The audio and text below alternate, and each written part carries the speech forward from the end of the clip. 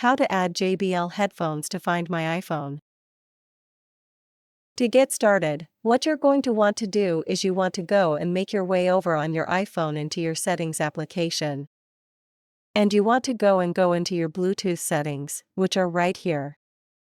So, tap right into Bluetooth and you'll come into this page. Now, on your headphones, all you're going to want to do is you basically just want to go ahead and flip your tab at the very top open. Now, when you do that, you're going to come into this page. Your headphones are then going to start probably lighting up. They're going to start showing these blue lights.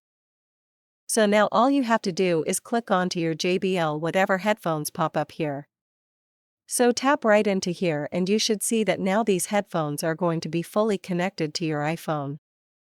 Now if you close your headphones, they should automatically unpair. That's it. Thanks for watching.